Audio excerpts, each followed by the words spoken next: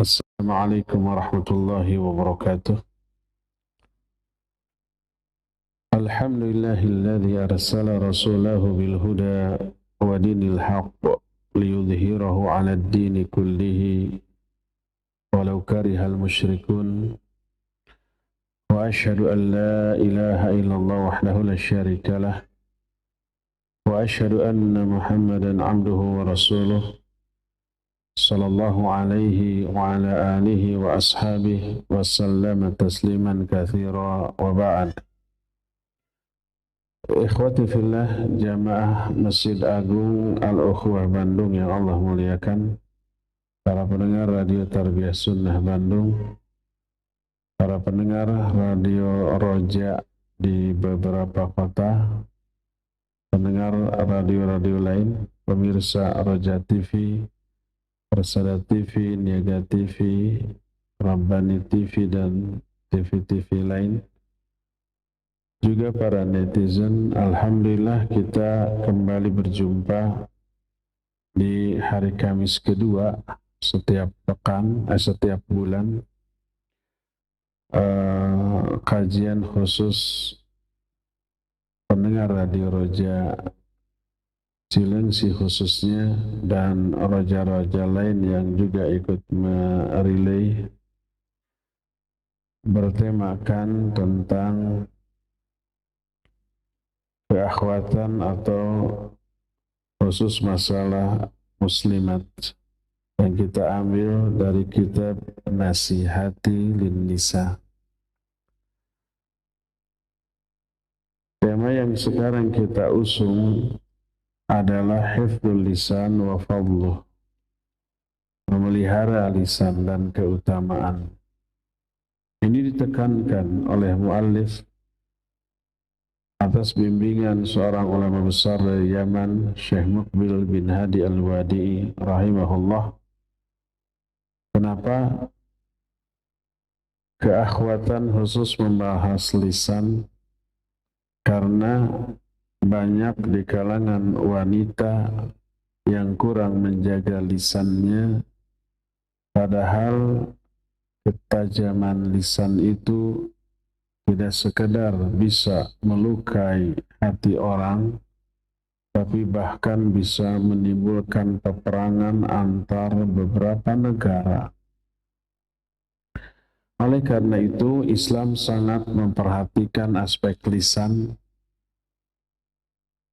mendorong agar lisan digunakan hanya untuk kebaikan dan dijaga dari seluruh keburukan. Berfirman Allah Azza wa Jalla, wa asbagha alaikum ni'amahu dhahiratan wa batinah. Allah telah melimpahkan kepada kalian beragam nikmat, baik zahir ataupun batin. Saking banyaknya nikmat, nggak bisa dihitung. Dalam surah Ibrahim 34, wa in ta'uddu ni'matallahi la tuhsuha. Kalau kalian menghitung-hitung nikmat Allah, kalian tidak bisa menghitungnya. Di antara sekian banyak nikmat yang Allah berikan adalah nikmat lisan. Allah memuliakan manusia dengan nikmat ini, sehingga manusia bisa mengungkapkan apapun, baik yang baik ataupun yang buruk, melalui lisan ini. Ar-Rahman 'allamal Qur'an, khalaqal insan, 'allamahul bayan. Ar-Rahman, Allah yang Maha Rahman, yang telah mengajarkan Al-Quran, yang telah menciptakan manusia, wa 'allamahul bayan, dan telah mengajarkan kepada manusia kemampuan untuk menjelaskan. Ini salah satu di antara fungsi lisan. Allah pun mengingatkan kepada kita, alam naj'al lahu 'ainain wa lisanan wa syafatain. Bukankah kami telah menjadikan bagi manusia dua mata, satu lisan, dan dua bibir. Ini nikmat wajib disyukuri. Bagaimana mensyukuri nikmat lisan?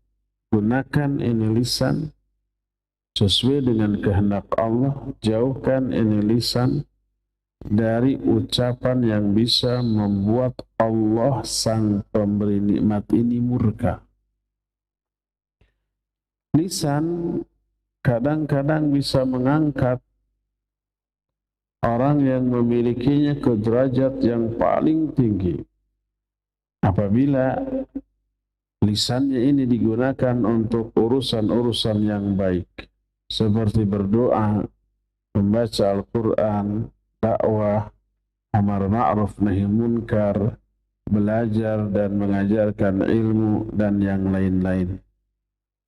Dengan ungkapan lain, bila lisan digunakan untuk sesuatu yang Allah ridhai, seperti mengucapkan kalimat tauhid dan yang lain-lainnya, maka lisan akan membawa kebaikan. Bahkan ucapan terbaik adalah mengatakan la ilaha illallah.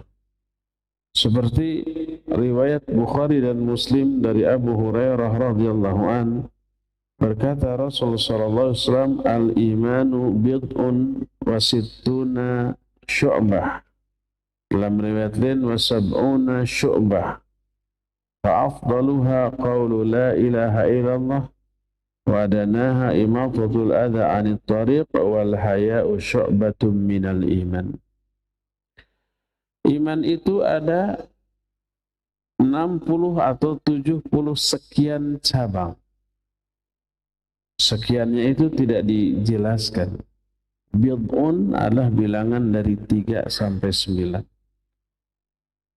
Bid'un wa sab'un bisa 73, 74, 75 sampai 79. Maka kita terjemahkan 70 sekian cabang. Yang paling utama adalah ucapan la ilaha illallah. Ini amalan lisan sebagai cabang iman yang paling tinggi.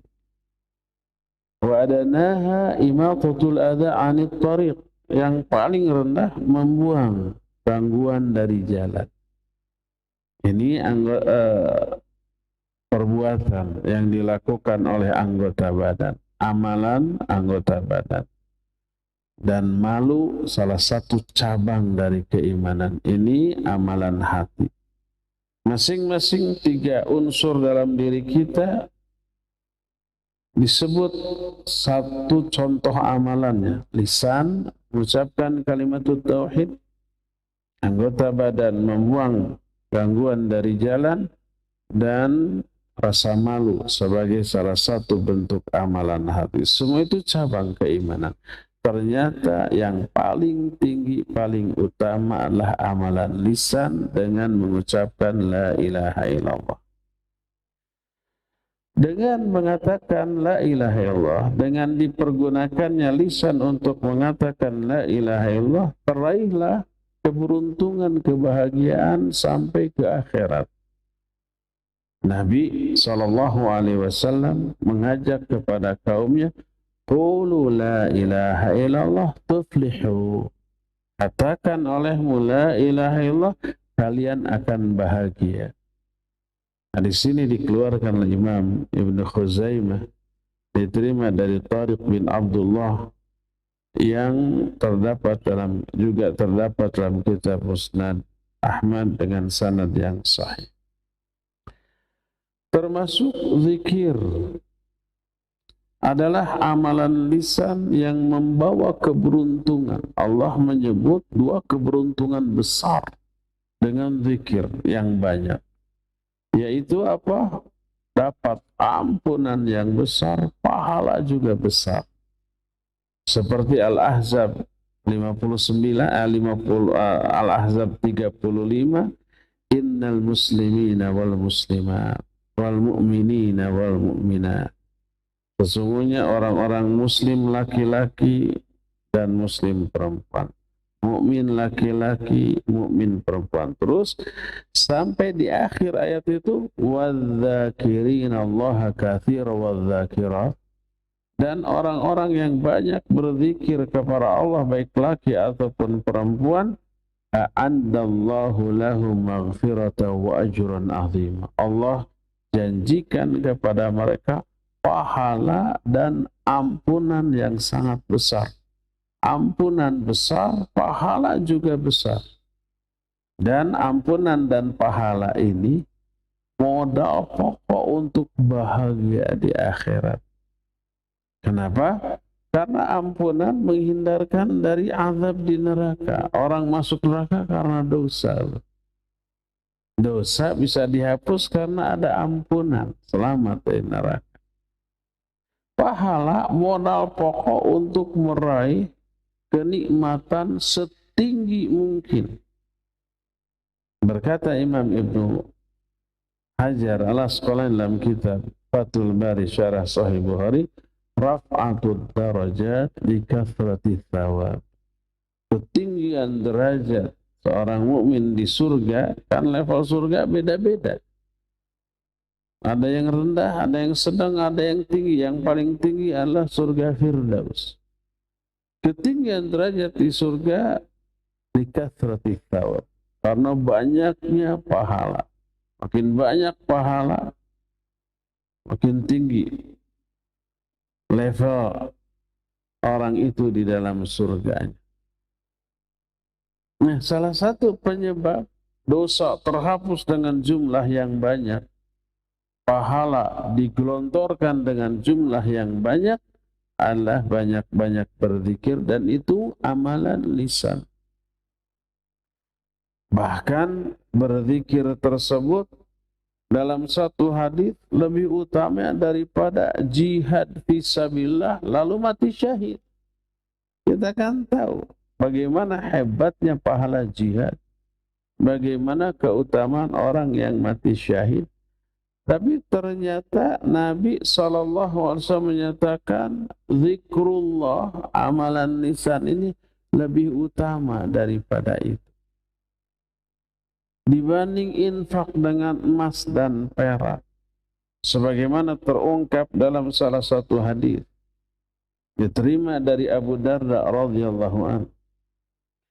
Berkata Rasul alaihi salatu wasallam, ala unabbiukum bi khairi a'malikum wa azkaha 'inda malikikum wa arfa'iha fi darajatikum wa khairul lakum min infaqidh dhahaba wal waraq wa khairul lakum min an talqaw aduwakum fatadribu a'naqahum wa yadribu a'naqakum.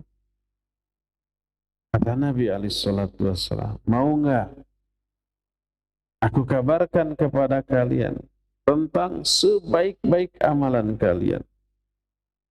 Juga amalan ini lebih suci, paling suci di sisi Allah, di sisi Rabb penguasa kalian. Juga yang paling lebih meninggikan derajat kalian. Dan lebih baik bagi kalian dibanding infak dengan emas dan perak. Bahkan lebih baik dibanding kalian berjumpa dengan musuh, kalian memenggal kepala mereka, mereka pun memenggal kepala kalian.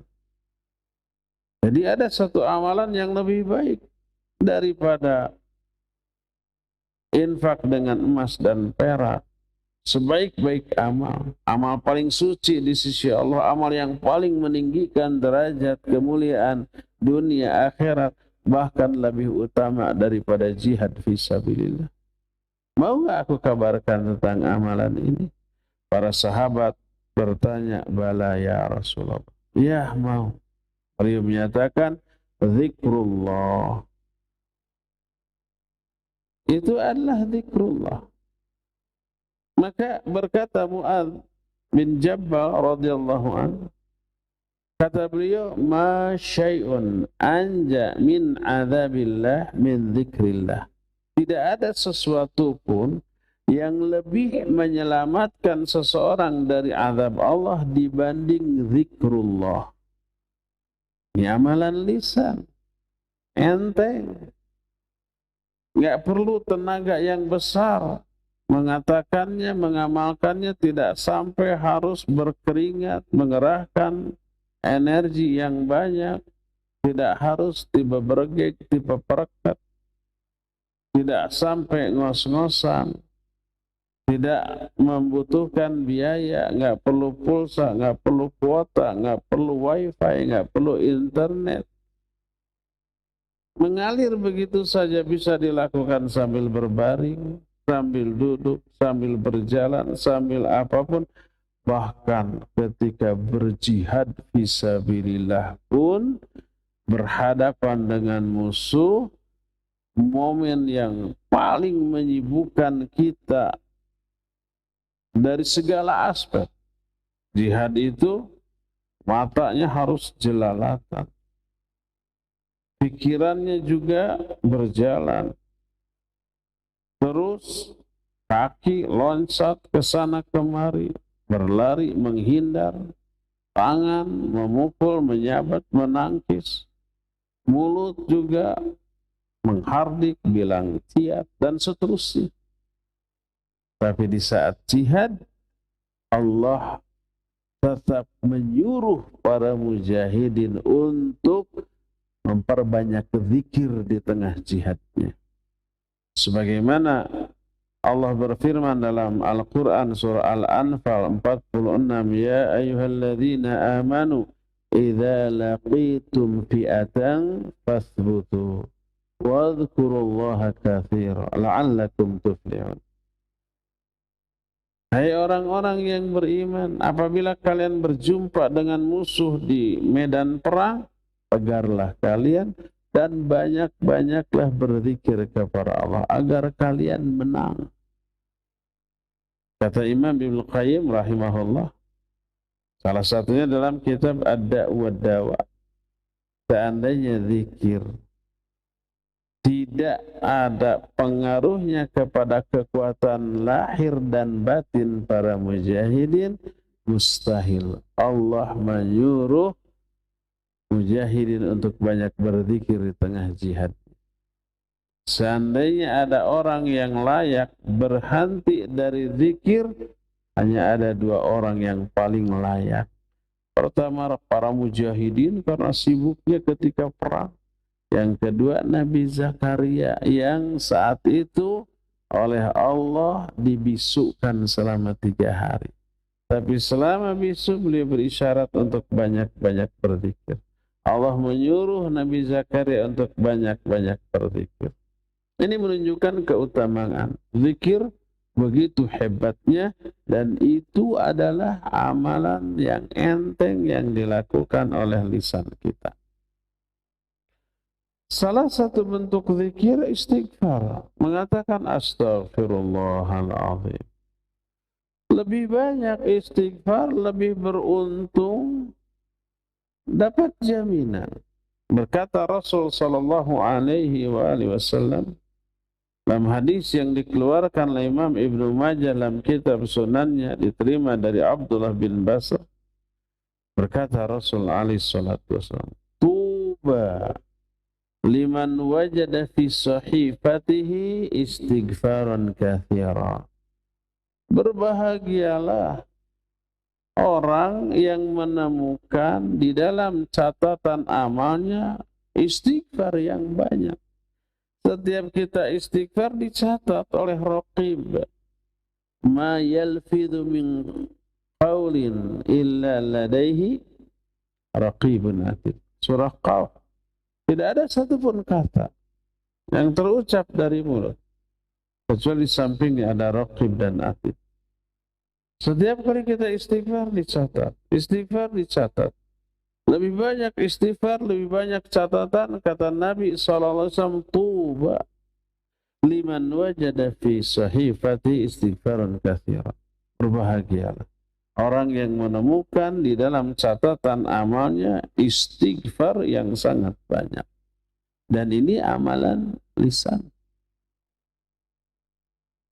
Selain mengucapkan kalimat tauhid, selain juga berzikir, Lisan juga alat untuk beramar ma'ruf nahi munkar. Itu pun penyebab kebahagiaan. Kalimat tauhid penyebab kebahagiaan, zikir penyebab kebahagiaan, amar ma'ruf nahi munkar juga Allah janjikan orang itu bahagia. Coba lihat Ali Imran 104. Wal takum minkum ummatun yad'una ilal khair wa ya'muruna bil ma'ruf wa yanhauna 'anil munkar wa ulaika humul muflihun. Hendaklah ada satu umat di kalangan kalian yang menyeru kepada kebaikan, beramar ma'ruf nahi munkar, menyuruh manusia berbuat kebaikan, melarang dari kemungkaran. Merekalah orang-orang yang akan berbahagia. Dan zikir termasuk juga amar ma'ruf nahi munkar dianggap oleh Nabi Sallallahu Alaihi Wasallam sebagai sedekah. Semua sendi-sendi tulang-tulang tubuh kita ini memiliki kewajiban untuk bersedekah. Salah satu bentuk sedekah yang dilakukan oleh seluruh persendian kita adalah amar ma'ruf nahi munkar. Ketika beramar ma'ruf nahi munkar, seluruh persendian kita terlibat. Ada orang mau berbuat jahat, kita larang. Apakah orang yang mau berbuat jahat lalu kita larang, kita cegah dia? Oh iya, nggak jadi dia. Apakah begitu? Tidak. Terkadang kita harus ribut sama dia. Seluruh sendi tulang kita terlibat. Itu sedekahnya persendian kita. Sebagaimana sebuah hadis yang diterima dari Abu Hurairah radhiyallahu an, riwayat Bukhari dan Muslim, Nabi alaihi salatu wasallam bersabda, kullu sulama minan nas alaihi sadaqah. Setiap persendian dari manusia dia berkewajiban untuk bersedekah. Sendi, tangan, sikut, bahu, semuanya memiliki kewajiban untuk bersedekah. Nah, salah satunya adalah amrun bima'ruf wa nahyun an munkar sedekah. Amar ma'ruf nahi munkar juga sedekah. Dan ini amalan lisan dan dianggap sebagai sedekah. Itu yang ketiga, bentuk amalan lisan ketiga yang membawa kebahagiaan, mengucapkan kalimat tauhid, berzikir, kemudian amar ma'ruf nahi munkar. Bahkan bukan zikir, bukan baca Quran, bukan amar ma'ruf nahi munkar, tapi berbicara dengan kalimat yang baik, yang santun, itu pun bisa menyelamatkan orang dari api neraka. Sebagaimana diterangkan dalam beberapa hadis, di antaranya hadis yang diterima dari Adi bin Hatim radhiyallahu anhu. Kata Adi, "Dzakara an-nabiy alaihi salatu wasallam an-nara fata'awwadha minha." Nabi SAW suatu saat menerangkan tentang neraka. Lalu beliau berta'awudz sambil wajahnya meringis. Beliau itu kalau menyebut surga atau neraka, penghayatannya tuh jauh lebih mendalam daripada kita-kita. Salah satu penyebabnya beliau bisa pernah lihat langsung surga neraka waktu peristiwa apa? Mi'raj. Bahkan ketika sholat gerhana juga terlihat surga dan neraka oleh Nabi SAW. Makanya kalau berbicara tentang surga neraka udah kebayang. Penghayatannya jauh lebih mendalam. Beliau menyebut neraka ta'awud sampai meringis 2 kali atau mungkin lebih. Kata Syu'bah, salah seorang perawi hadis ini, amma marratain fala asyuk. Adapun kalau 2 kali aku nggak ragu lagi. Minimal Nabi 2 kali menyebut, menerangkan tentang neraka di satu majelis yang sama dan berta'awud. Minimal 2 kali lah. Mungkin bisa lebih. Lalu berkata Nabi SAW setelah menyebut tentang neraka dan berta'awud, kata beliau, ittaqun nar walau bisyikki tamrah fa illam tajid fa bi kalimatin thayyibah. Takutlah kalian ke dalam dari neraka, bukan takut. Ittaqu, selamatkan diri kalian dari api neraka walaupun dengan sepotong kurma. Syik tamr, syik itu 1 dibagi 2, sepotong kurma. Dengan bersedekah sepotong kurma. Kalau kita lebih mendahulukan gengsi, kan malunya masa sedekah dengan sepotong kurma. Takut dianggap penghinaan kayak gitu kan. Jangan anggap enteng kebaikan walaupun sedikit. La tahtaqiruna mil ma'rufi syai'a. Jangan kamu anggap rendah kebaikan walaupun sedikit. Lakukan.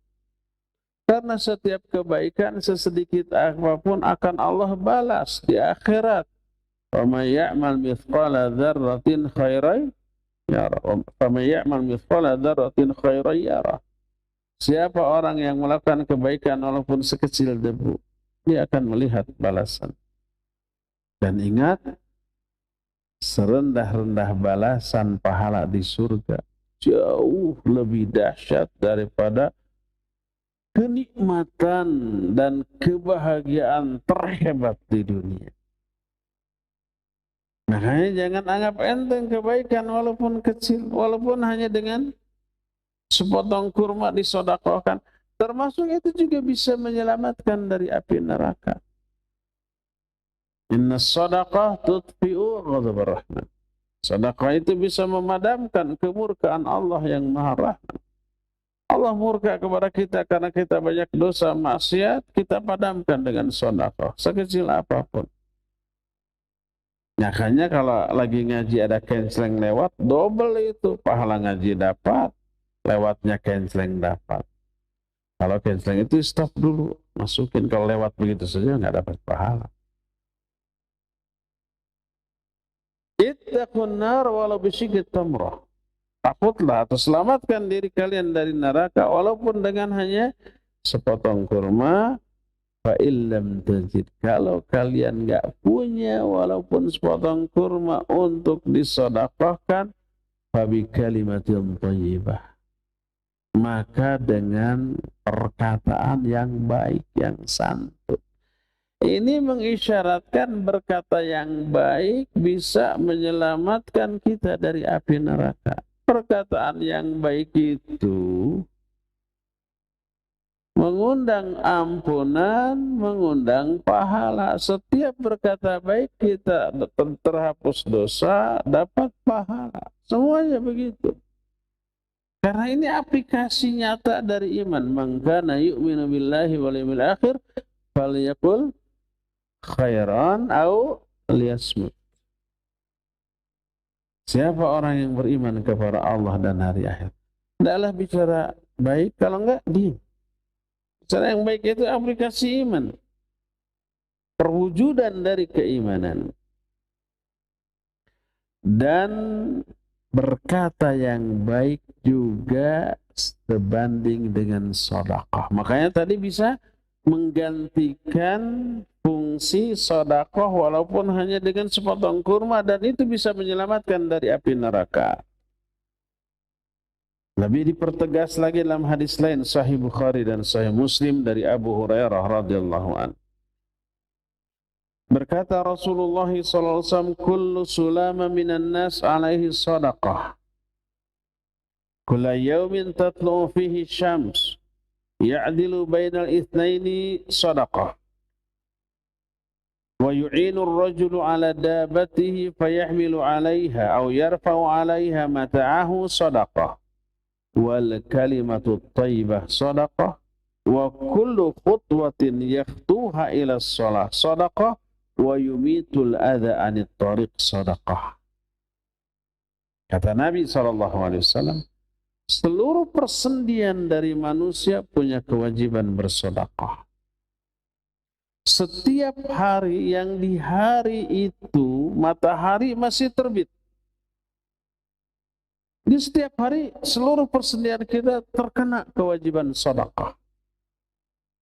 Maka mengislahkan antara dua orang yang tadinya berselisih adalah sedekah.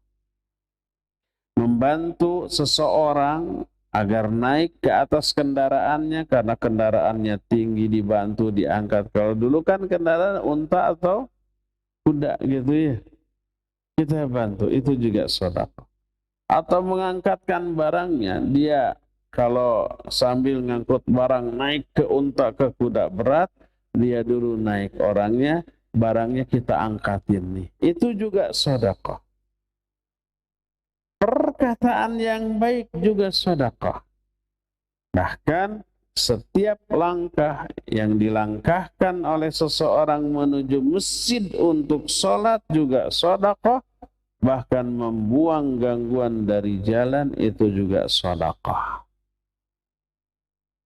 Jadi salah satu di antara bentuk amalan lisan yang enteng ringan tapi sebanding dengan sedekah adalah berkata yang baik.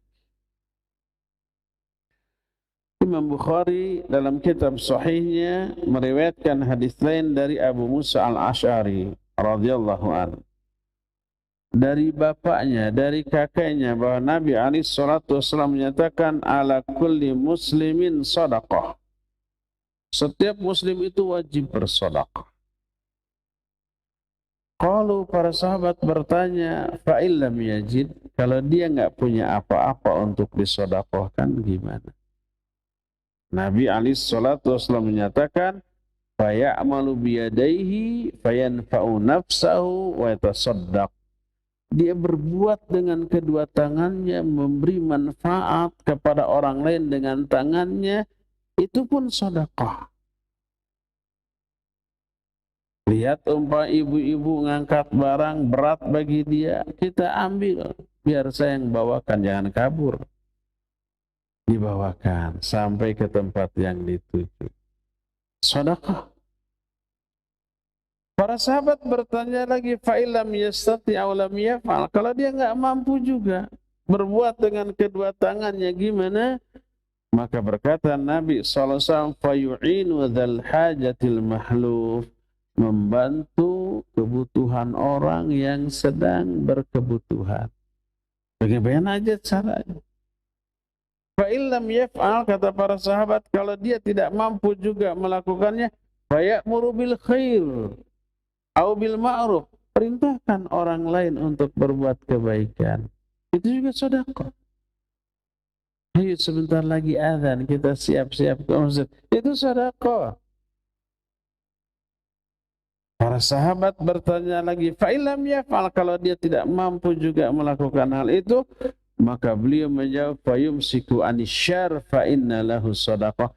Tahan diri kita dari keburukan, dari berbuat buruk kepada orang lain, itu juga sedekah. Menahan diri dari berbuat jahat, zalim, berbuat buruk kepada orang lain, juga itu adalah sedekah. Jadi diam dari keburukan itu adalah ibadah.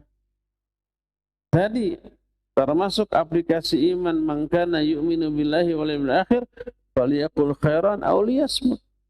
Berkata yang baik atau enggak, diam dari keburukan itu sedekah. Itu adalah aplikasi dari iman.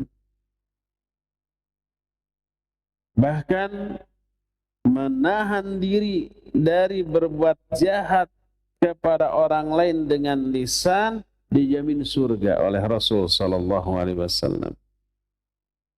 Sebagaimana dalam kitab Sahih Bukhari dari Sahal bin Sa'ad radhiyallahu an, Berkata Nabi alaihi salatu wasallam, "May yadman li ma baina lihyaihi wa ma baina rijlaihi adman lahul jannah."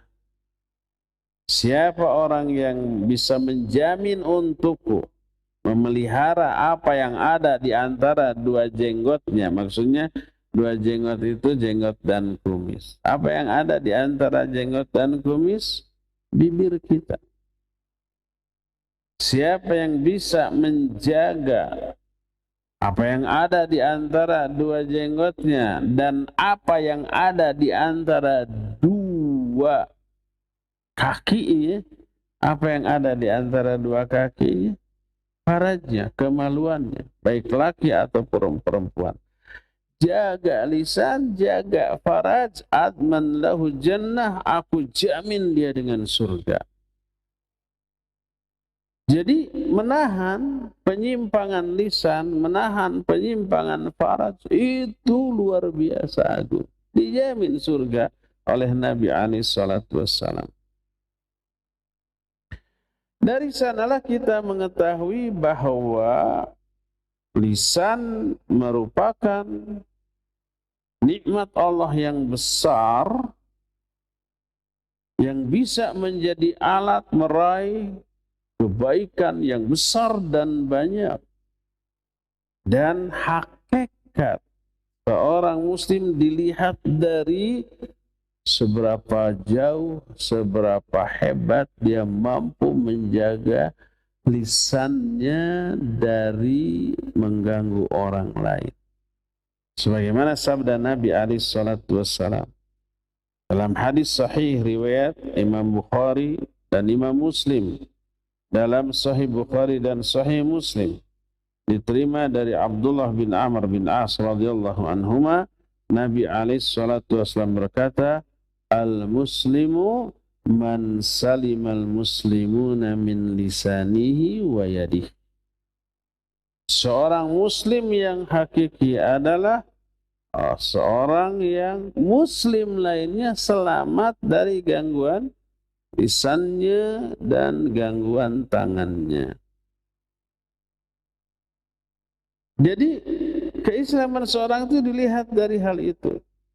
Berdasarkan hal itulah maka kita ingat, gunakan lisan, jaga lisan hanya untuk kebaikan, maka kebahagiaan, kebaikan, pahala yang begitu banyak dan melimpah Allah janjikan. Ini perhatikan Al-Quran surah Al-Ahzab 70 dan 71 tentang bagaimana janji yang Allah berikan kepada orang yang mampu menggunakan lisan untuk kebaikan. Allah berfirman, ayat ini biasa dibaca oleh Nabi SAW di awal khutbah. Makanya diikuti oleh para ulama setelahnya, para ustaz, para duat.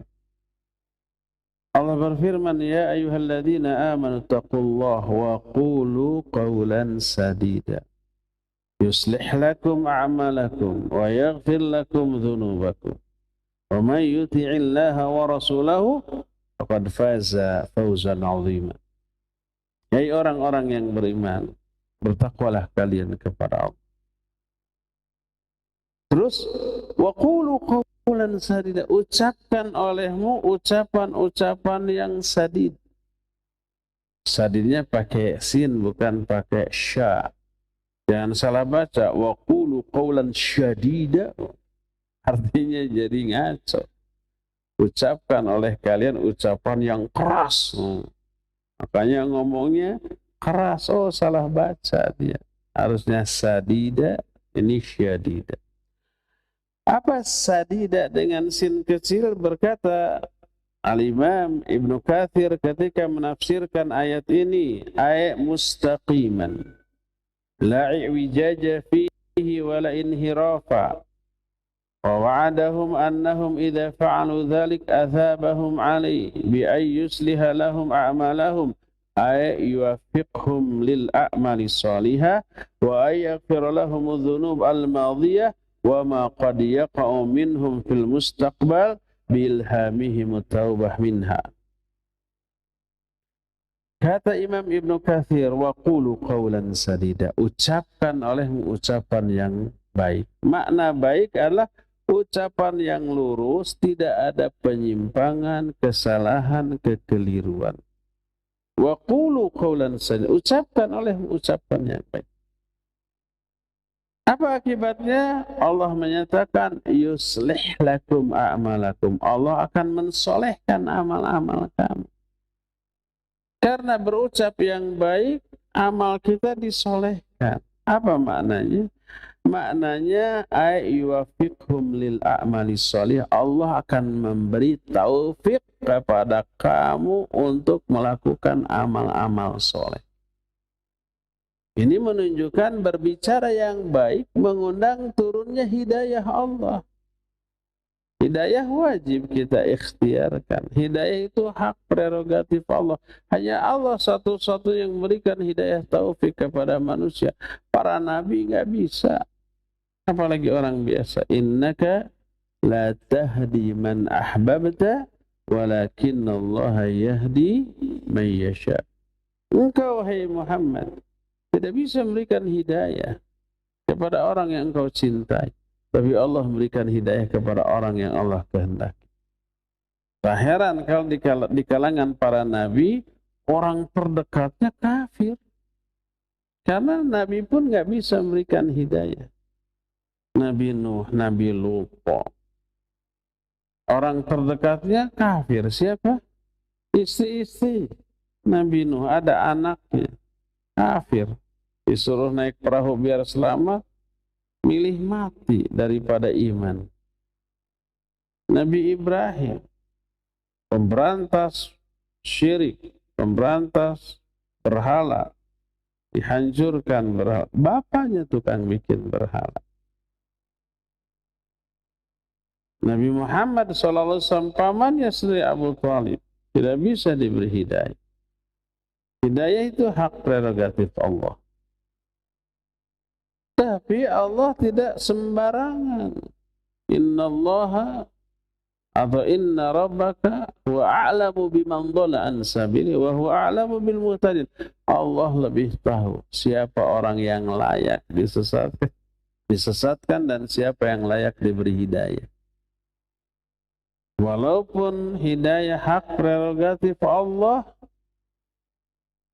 tapi harus dicari. Dan Allah sudah membeberkan caranya gimana agar kamu diberi hidayah oleh Allah banyak. Di antaranya ngomong yang benar loh. Wa qulu qawlan sadida. Bicara yang baik. Bicara yang baik itu apa? Bisa zikrullah ya. Bisa baca Quran, bisa berdoa, bisa belajar mengajarkan ilmu, bisa amar ma'ruf nahi munkar, bahkan berbicara yang santun menyenangkan orang itu masuk qaulan sadida. Apa akibatnya? Yuslih lakum a'malakum. Allah akan solehkan amalmu. Maksudnya Allah akan berikan hidayah kepadamu untuk beramal soleh. Diberi hidayah.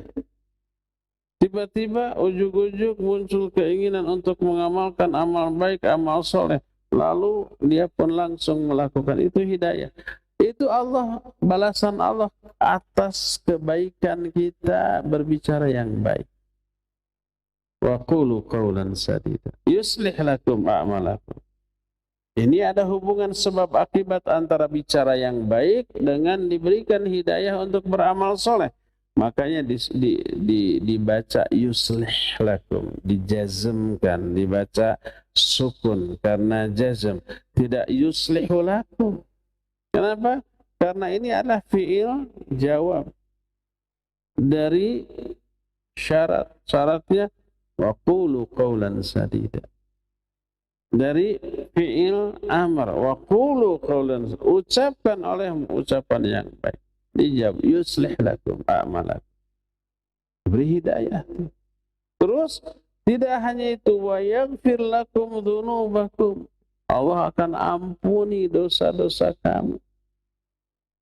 Makanya berkata Imam Ibnu Katsir ketika menafsirkan ayat ini, wa'adahum bi annahum idza fa'alu dzalik athabahum alaih bi ay yusliha lahum a'malahum ay yuwaffiqhum lil a'mali shalihah wa ay yaghfir lahum dhunubal madiyah wa ma qad yaqau minhum fil mustaqbal bi ilhamihim at-taubah minha. Kata Imam Ibnu Katsir, Allah menjanjikan kepada mereka bila mereka melakukan hal itu, yaitu berkata yang baik, Allah akan balas. Dengan cara apa? Allah solehkan amal-amal mereka, maksudnya Allah berikan taufik untuk beramal soleh, dan Allah ampuni dosa-dosa mereka yang telah lalu, dan dosa-dosa yang akan datang Allah akan ilhamkan kepada dia untuk bertobat dari dosa itu.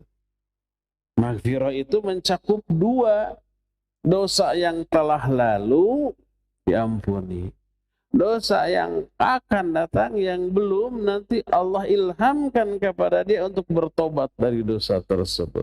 Tetap akhir-akhirnya mah diampuni juga. Lihat betapa dahsyatnya efek baik lisan bila lisan ini digunakan untuk kebaikan. Dan begitulah cara mensyukuri nikmat lisan. Para ulama seperti Imam Ibn Rajab Al-Hambali rahimahullah kitab Adhaiful Ma'arif, ketika menerangkan di salah satu bab judulnya Wadhaifu Syahri Syawal, beliau menyinggung masalah syukur. Karena syukur itu definisinya, pengungkapan lisan para ulama tentang syukur berbeda-beda dari aspek susunan bahasa, redaksional, tapi isinya sama. Salah satu di antara makna syukur adalah isti'malu ni'amillah fi ta'atihi, menggunakan kenikmatan Allah di dalam ketaatan kepadanya. Salah satu nikmat adalah nikmat lisan. Ingin kita syukuri, karena wajib disyukuri, makanya gunakan lisan itu untuk ketaatan, untuk baca Al-Quran, zikrullah, sebanyak mungkin beristighfar, sebanyak mungkin mengatakan la ilaha illallah, sebanyak mungkin bersalawat kepada Nabi sallallahu alaihi wa alihi wasallam, gunakan untuk beramal ma'ruf nahi munkar, untuk berdakwah, untuk belajar dan mengajarkan ilmu. Karena yang namanya belajar dan mengajarkan ilmu pasti ada amalan lisan. Karena mengajarkan ya pasti berbicara, menjelaskan. Jika belajar juga ada ucapan lisannya berupa bertanya, berupa memurojaah, mengulang-ulang hafalan, dan seterusnya. Gunakan untuk semua yang Allah ridhoi tentang penggunaan lisan, maka itu dianggap sudah bersyukur atas nikmat Allah, atas nikmat lisan. Apa yang terjadi setelah itu tinggal tunggu balasan selanjutnya atas syukur kita ini. Wa idh ta'adzana rabbukum la'in syakartum la'azidannakum wa la'in kafartum inna 'adzabi lasyadid. Allah telah mengumumkan, kalau kamu bersyukur, pasti aku akan tambah nikmatku kepadamu. Kepastiannya itu Allah ungkapkan beberapa kali. La'in syakartum la'azidannakum. Ada huruf la-nya pendek dibaca, disebut lam taukid. Jangan dibaca la azidannakum. Oh, kalau begitu terbalik. Kalau kamu bersyukur, Allah tidak akan nambah nikmatmu. Begitu. Kalau la-nya dibaca panjang, harus pendek. La azidannakum. La-nya lam taukid. Pasti. Ditambah dengan ada huruf nun, taukid tsaqilah di akhirnya. Tadinya azidu, la azidukum. Tapi karena masuk huruf nun, la azidannakum. Pasti. Kepastian Allah tegaskan. Siapa yang bersyukur? Pasti Allah tambah nikmat. Wala in kafartum, tapi kalau kamu kufur atas nikmat ini, lisannya itu dipakai keburukan. Dipakai mencela, dipakai menghina, dipakai berdusta, dipakai bergibah, dipakai memberikan gelar-gelar buruk, dipakai menyakiti. Itu kufur nikmat itu. Inna azabi lasyadid. Ingat, azabku super pedih, sangat pedih. Nah, salah satu di antara tambahan nikmat atas syukur dengan lisan, lisannya dipakai baca Quran, zikir, ngajar ilmu, amar ma'ruf nahi munkar. Itu tuh nikmat tambahan. Allah berikan taufik, berikan hidayah untuk beramal soleh. Allah ampuni dosa-dosanya, Allah berikan pahalanya, Allah angkat derajatnya. Kan tadi dalam hadis tadi dikatakan bahwa zikrullah itu, ini salah satu amal lisan, paling mengangkat derajat kalian ke level yang sangat tinggi dunia akhirat itu. Janji Allah itu kontan. Lain syakartum la azidanakum. Kalau kamu syukur atas nikmatku, termasuk syukur dengan lisan, berkata yang baik, amar ma'ruf nahi munkar, baca Quran, zikir, maka Allah akan tambah nikmatku kepadamu, ditambah dengan nikmat hidayah, dengan nikmat ampunan, dengan nikmat mahabbah, kecintaan Allah kepadanya, dengan rahmat, dengan diangkat derajatnya, dengan berbagai macam kenikmatan lain yang lebih memberikan keuntungan yang besar kepada pelaku. Pelaku dari orang yang menggunakan lisannya secara baik, dengan cara yang benar. Kita nanti akan membahas wala in kafartum inna adzabi lasyadid, betapa mengerikannya azab Allah bagi orang yang tidak mensyukuri nikmat lisan. Azab Allah bagi pendusta di dunia, diazab, minimal dicela orang, dihina orang, tidak dipercaya orang gitu ya, dikucilkan orang, macam-macam tuh. Di alam kubur diazab.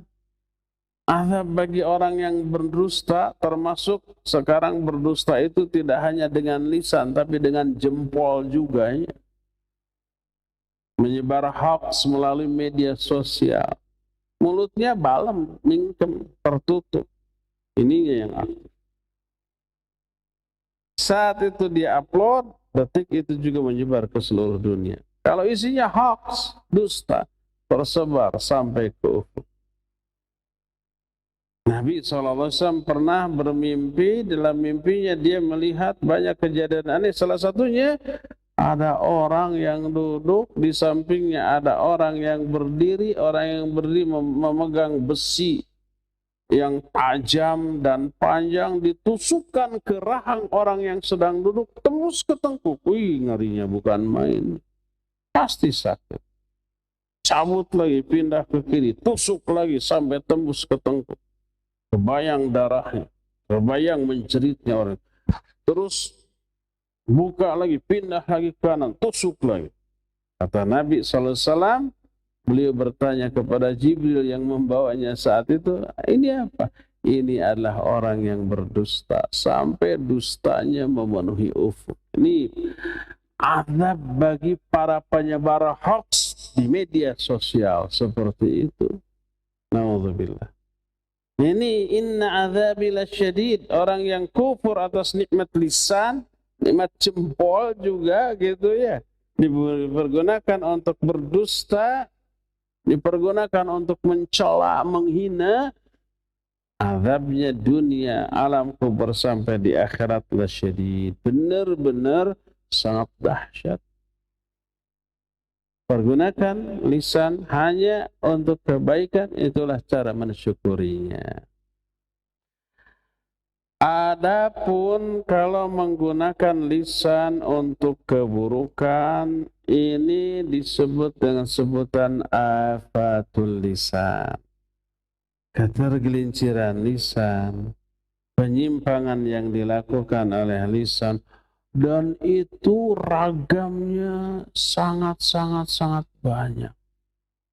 Setiap bentuk penyimpangan azabnya mengerikan, berbeda antara satu dan lainnya, tapi semuanya menakutkan. Sesuai dengan janji Allah, inna azabi lasyadid. Sesungguhnya azabku sangat pedih. Apa saja bentuk di antara bentuk penyimpangan lisan? Kita lanjutkan bulan depan, karena sekarang waktu untuk menerangkan sudah habis pas jam 5 ya. Sudah 1 jam, nggak perlu lebih. Kita tinggal masuki sesi tanya jawab. Walaupun ini kajian yang diselenggarakan oleh Roja, tapi khusus tanya jawab ini diperuntukkan bagi jamaah yang hadir di sini, baik ikhwan ataupun akhwat. Dipersilakan untuk mengajukan baik secara tertulis ataupun lisan. Silakan. Bismillahirrahmanirrahim. Ustadz, sebelumnya perkenalkan saya Abdul sebagai mahasiswa. Izin bertanya, tadi salah satu tafsir dari Ibnu Katsir mengatakan bahwasannya salah satu ucapan yang baik itu adalah ucapan yang lurus tanpa adanya penyimpangan dan kesalahan dan kekeliruan.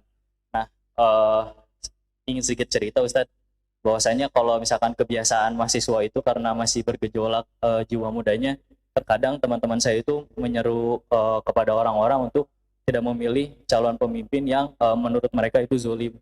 Nah, itu kan salah satu bentuk penyimpangan, Ustadz.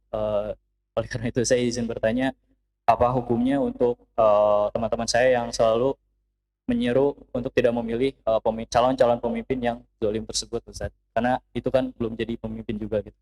Terima kasih, Ustadz. Baik. Abdul namanya? Barakallahu fiik.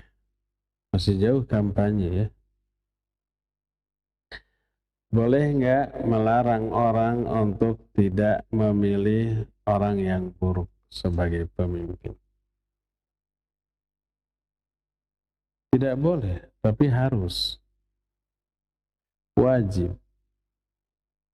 Ini bagian dari amar ma'ruf nahi mungkar. Itu pun dilakukan oleh para ulama. Tidak hanya dalam urusan dunia, tapi juga urusan agama. Bahkan para ulama melakukan ini kepada sesama ulama yang dianggap ada penyimpangan walaupun tidak sengaja. Contohnya kepada para perawi hadis. Ketika ada sebuah hadis yang diklaim berasal dari Nabi SAW, diperiksa oleh para ulama.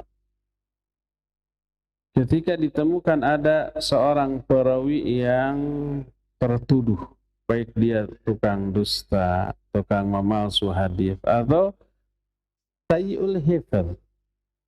Sayyi'ul hifdz itu buruk hafalan, sehingga sangat mungkin keliru salah. Dia tidak sengaja berbuat salah, tapi karena hafalan yang buruk, meriwayatkan hadisnya suka salah. Oleh para ulama diingatkan, jangan pakai lagi hadis dari dia. Jangan diterima hadis dari dia. Ada yang mudallis. Mudallis itu tukang memanipulasi hadis, ya. Itu diperingatkan, jangan dengar omongan dia tentang hadis. Begitu. Itu terhadap perkara agama. Dan ini termasuk ghibah atau tidak? Iya, ghibah. Tapi ghibah yang diperbolehkan, bahkan diharuskan demi kemaslahatan, demi terhindarnya manusia dari keburukan. Apabila orang-orang yang suka salah dan keliru dalam meriwayatkan hadis ini tidak ditahdir, tidak diwanti-wanti orang, bisa-bisa hadis palsu dipakai dan dianggap bagian dari agama ini. Hadis dhaif juga diterima, melahirkan amalan baru yang tadinya tidak ada dan dianggap sebagai bagian dari agama ini. Bisa-bisa muncul banyak penambahan dari agama ini, akhirnya berbeda dengan yang asli yang didakwahkan oleh Nabi SAW. Dan itu berbahaya. Jangankan itu, untuk masalah dunia, BPOM suka nggak mengadakan peringatan kepada masyarakat? Awas, obat ini nggak boleh diminum, berbahaya. Awas, makanan ini nggak boleh dijual, berbahaya. Ada yang begitu? Ada. Bagus apa baik itu? Bagus, baik, dan harus. Kalau enggak, bisa-bisa masyarakat keracunan. Bisa-bisa ingin sembuh malah tambah parah. Bisa-bisa ingin sehat malah cepat mati, kan gitu. Dalam semua bidang. Terlebih dalam masalah sesuatu yang besar pengaruhnya ke dalam kehidupan masyarakat seperti pemimpin sebuah daerah untuk level manapun, RT, RW, desa, kalau kecamatan tidak dipilih ya, ditunjuk bupati atau wali kota, gubernur sampai ke presiden. Umpamanya ada RT satu calonnya tukang dangdutan, satu calon dia tukang ngaji. Boleh nggak kita jangan pilih dia? Kalau pilih dia nanti ngaji bisa padam, dangdutan bisa makmur. Boleh? Bukan boleh, harus. Ridho nggak kita kalau umpah setiap malam berdu pakai speaker gede? Nggak ridho kita. Terganggu kita dan tentu saja mengkondisikan keburukan di lingkungan kita. Ya. Ini level RT, apalagi level nasional. Jadi hukum asal boleh, terlepas dari apakah ini menyimpang dari undang-undang pemilu atau tidak, terlepas dari itu. Kalau itu menyimpang dari undang-undang pemilu, bisa dipidana, masuk ke dalam kategori black campaign umpamanya, bisa ada saksi, ada bukti, lalu dilaporkan di penjara, ya jangan. Bukan karena menganggap itu buruk, tetap anggap itu baik, tapi dalam rangka menghindarkan keburukan yang lebih besar. Tapi hukum asal secara syar'i, ya boleh. Asal yang santun saja ya. Allahu a'lam bishawab. Izin bertanya Ustaz. Insya Allah anak akan melakukan safar yang cukup lama di pesawat. Mohon arahan untuk fikih wudhu di pesawat dan tata cara sholat. Mungkin umroh atau ke Eropa atau bahkan ke Amerika. Bisa 24 jam untuk ke sana. Gimana sholatnya? Iya, wudhu wajib. Iya, karena ada air nggak di pesawat? Ada air. Bisa wudhu? Bisa. Kalau ada air bisa wudhu nggak boleh tayamum walaupun ketika safar. Apalagi di pesawat nggak ada debu. Sebelum kita naik juga sudah divakum duluan tuh debu-debu ya. Nah, gimana caranya? Sebelum naik pesawat berwudu dulu, lalu pakai kaos kaki. Nanti begitu naik pesawat wudu kita batal, pas datang waktu sholat silakan wudu ke toilet. Jangan bilang ke pramugari saya mau wudu, pasti dilarang. Karena dalam benak mereka wudu itu seember, wajib, apa banjir. Jangan. Wastafelnya kecil. Bisa. Saya sering mempraktekkan itu. Wudu biasa, kumur-kumur, basuh wajah, tangan, apalagi mengusap kepala dan telinga. Nah, pas giliran membasuh kaki, ya perlu dibasuh. Cukup diusap bagian atas dari kaos kaki. 1 kali usapan, tidak 3 kali. Dan cukup bagian atas. Anggap ini kaki ya. Ini kan kaki teh. Ini anggap kaki kanan. Basahi tangan kanan kita. Ujung jari kita diusapkan dari mulai ujung jari sampai ke batang kaki. Sudah 1 kali usapan. Kanan dengan tangan kanan, kaki kiri dengan tangan kiri. Cukup. Itu dibahas oleh para ulama dalam kitab-kitab fiqih dalam bab al-mashu 'alal khuffain. Mengusap 2 khuf dengan syarat ketika khuf baik sepatu ataupun kaos kaki itu dipakai dalam keadaan kita sudah suci, dalam keadaan kita sudah berwudu lalu pakai.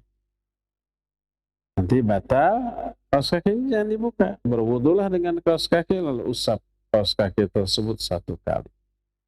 Adapun kalau pakai kaos kaki dalam keadaan belum berwudu lalu pakai kaos kaki, nanti pas mau sholat mau wudu nggak boleh diusap. Harus dibuka dan berwudu ya. Jadi silakan berwudu di pesawat, insya Allah tidak akan banjir. Mungkin ucrat-acret, ya nanti ambil tisu kan ada di sana banyak, dilap saja. Dikontrol oleh pramugari, curiga bisi wudu gitu. Garing padahal iya wudu gitu ya. Padahal iya wudu. Ya, silakan berwudu dengan cara seperti itu. Lalu sholat. Di mana sholatnya? Kalau pesawat yang dipakai adalah Saudi Airlines, itu ada musola di belakang. Di belakang, masih di dalam pesawat, bukan di luar. Di dekat ekor. Ya, 2 kali 2 meter. Bisa berjamaah 4-5 orang di sana. Kalau nggak ada orang lain, kita aja sholat. Kalau Saudi Airlines ada petunjuk arah kiblatnya juga ya, ada gordengnya ditutup juga. Silakan sholat 2 rakaat. Kalau itu zuhur, asar atau isya gitu ya, dikosor. Kalau itu zuhur, asar boleh jamak kosor, 2 rakaat salam, 2 rakaat salam. Setelah itu wiridnya lebih baik di kursi, jangan wirid di sana sebab orang ngantri. Kalau tidak ada musola seperti maskapai yang lain, silakan sholat di tempat duduk. Berdiri atau duduk, tergantung. Kalau bisa berdiri, berdirilah. Kalau tidak boleh atau tidak memungkinkan berdiri, duduklah. Ya. Sujudnya kalau bisa sujud sempurna, sempurnalah. Kalau tidak memungkinkan sempurna, semampunya. Kalau umpamanya kita di kelas bisnis. Di kelas bisnis bisa duduk dan sujud secara sempurna. Ya. Berbaring juga bisa gitu, tibra. Nah, jadi silakan sholat sambil duduk dengan posisi kursi difullkan untuk berbaring. Bagi yang pernah ke bisnis pasti terbayang ya, bisa kayak bangku gitu panjang tapi empuk, pakai kayak sofa gitu, selimutnya juga ada, bantalnya juga ada, bisa berbaring lah. Silakan sambil duduk, biasa rukunya bungku, nah sujudnya sujud beneran itu bisa. Kalau di kelas bisnis, adapun di kelas ekonomi tidak. Ya, kalau di kelas ekonomi ya duduklah. Silakan, walaupun tidak menghadap kiblat, niatkan menghadap kiblat. Adapun fisik kita nggak bisa menghadap kiblat karena kondisi, nggak apa-apa. Gugur kewajiban menghadap kiblat karena tidak mampu. Silakan takbir seperti biasa, baca iftitah Fatihah salat, kalau rukuknya begini, sami Allah liman, sujudnya lebih rendah daripada rukuk.